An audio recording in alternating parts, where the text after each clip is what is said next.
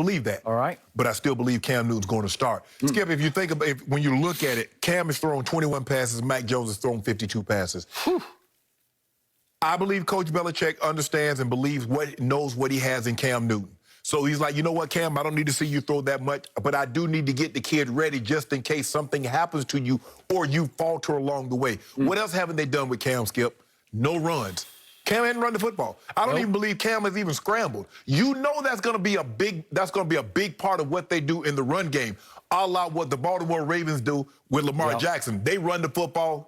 Sorry about that, J.K. Dobbins. But they run the football with their running back, Skip. But the added dimension is Lamar Jackson. That's what Cam. Remember opening day last year, Cam had like 75 yards rushing and 2 touchdowns. I mean, he can't run like Lamar runs. No. But he is a sledgehammer. Yes. But he can still get you those 5, 6, 7-yard runs. He ain't going to go like 30, How 40. many games can he get you those many runs? That's the thing. Okay.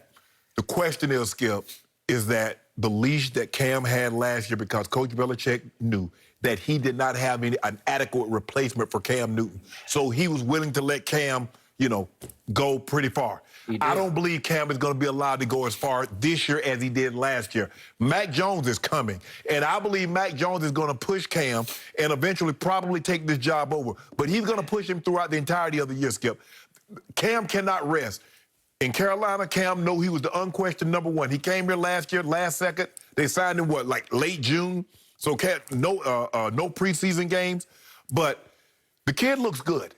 Mac Jones looked really, I was really impressed. He speed reads. He got sacked a bunch, and I think that's something that's going to be concerning. 4 times he went down. Only went down once in the previous 2 games. Yep. But, Skip, I still believe Cam starts. I believe Cam starts. And, Skip, looking at their schedule, Dolphins at home, at Jets, Saints at home, Patriots at home, at Texans, Cowboys, Jets at home. I'm looking at that record. I'm looking over the first 7 games. I'm thinking 5-2. Is that what you're thinking? Yeah. So I'm going to say... Well, if that's correct, then Mac Jones is holding the clipboard all year long? No. Ain't no all year long. 5-2, that's the start of the season. You know, they still got 10 games to go. So do you think they'll start to crumble after 5-2? I just wrote down their first 7 games to show that, I mean, when you look at that, Skip, that's... You didn't mention any Buffaloes in those first. No, they're not there. They're coming. All right. So, but you get the Jets. You get the Jets twice. The Texans not very much. I mean, obviously the Saints. We'll see how good they're going to be without Drew Brees. You get Patriots in the big return. That's the big game. But they could easily skip in their first 7 games, be 5-2. That's very realistic. It's not like I'm stretching like, man, I'm looking at they could be 5-2 because I know 2 wins for sure they got on the schedule. That one on week 6. Yeah, that one week 6. That's a show enough dub. Really? Yep. My Dallas Cowboys? Oh, I didn't know you had schedule over there too. I'll give you that one. I think I gave that as a big L for my Cowboys along with Tampa Bay, but we'll talk about that in just a minute. Oh, Tampa gonna lose too. Yeah. Okay. Back to Mac versus Cam. It has become the showcase competition of all of the preseason.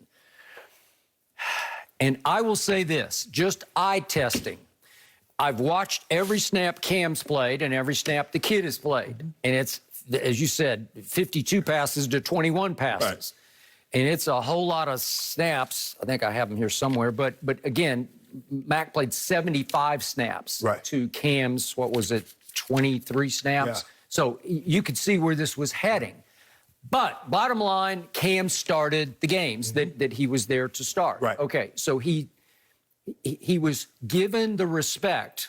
Remember what he demanded loyalty. Loyalty, I deserve it. Loyalty, come, I deserve it. Right. Well, he got his loyalty, Right. so he got paid the respect of a starter. And it was significant to me that he started this game last, we'll call it was 3 o'clock here, but it was 6 o'clock there. I'll call it evening, last evening. So the point is, to my eye test, watching these two go at it back and forth and back and forth, it felt like the kid played a little better than a Cam who played very well. But the kid seemed to play a little better. Right. It's hard to balance it all out because the kid played more against backups than Cam played against backups, especially last evening. Well, Cam got the starters for 2 series, and then Mac got the backups until the 3rd quarter. Okay, but once Mac hit the 3rd quarter, all of a sudden, it seemed like his velocity is improving by the throw. Because remember the first night that he played, that Thursday night? And he looked like, to me, Dak Prescott with a torn shoulder muscle, right? He was throwing puffballs. And then last night, if we could see these first throws right out of the box in the third quarter, this is still Christian Wilkerson. This ball's got a little mustard on it. Yeah. That looked like a big NFL throw. Yeah, it did. It did. All right. And then we turn right around in that same series, and here's a touchdown pass that also seemed to have some conviction behind it, right? Yes. Right up the seam. I like that. And he sat and he threw, and he looked like he was in charge. That's what he looked like. Right. And then there was another throw in the next series, a little deeper throw to that Asi, the tight end that they drafted in the second round last year. And he was under duress, and he back-shouldered to a tight end. Aha! You remember that throw in the Super Bowl? I do. That's the welcome place. Yeah. That is that is it. Yeah. Okay. So again, I'm seeing growth. Yeah. And I'm seeing a competition that comes down to, okay, we're back to the question we asked on Friday. If one started hypothetically and the other started hypothetically, how many games would each win? Well, that's Belichick's question that he's probably debating in his head as we speak. And I told you I could see Mac winning 10 games to Cam's 9 games. So the question I always have is, I hear everybody say, oh, Cam's going to be on a short leash.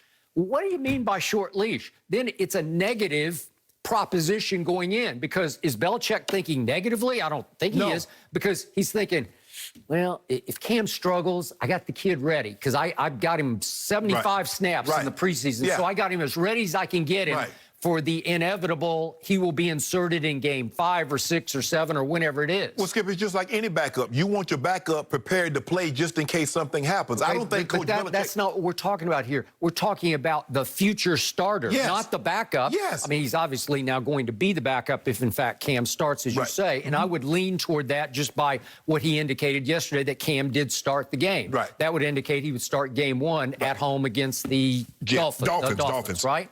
Okay, so my point is, why would you think negatively? If you think that ultimately Mac Jones will be better, he'll help your football team for 17 games, why wouldn't you start him in game 1? That's my question that is unanswerable under your scenario. I believe it's easy. I believe it's easier to start Cam and go to Mac as opposed to starting Mac going to Cam. Okay, well, that's impossible, because then you might ruin that kid. Right. Although Belichick doesn't care about ruining anybody. He just does what he does. And that's why I believe, Skip, they'll start with Cam, knowing, Skip, there's a situation. Does he get COVID again? I mean, there's a lot of different variables here. And Cam, Cam, with the exception of that 2015, since then, there have been games where Cam looked, wow, okay, I see why he won the MVP. And then other games, you're like, Cam, what the hell are you doing?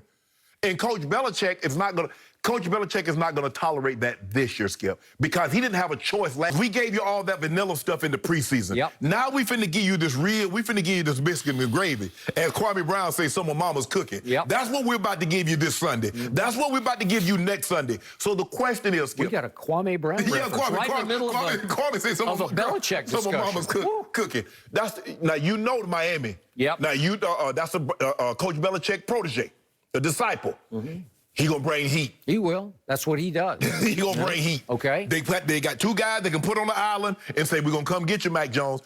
And he can't get anywhere, Skip. That's the thing. Of all the quarterbacks, I said he was most ready to play, but he's the least athletic of all the guys that got drafted in the first round. I don't think he's unathletic. No. He's the least. Okay. He's not. He doesn't have what Trevor Lawrence can run. He can run. Justin Fields, Zach Wilson, all those guys, Skip. Trey Lance. You didn't mention Trey Lance. Yeah, but he that's can what I'm run. saying. Yeah. Those guys are more athletic than Mac. Yep.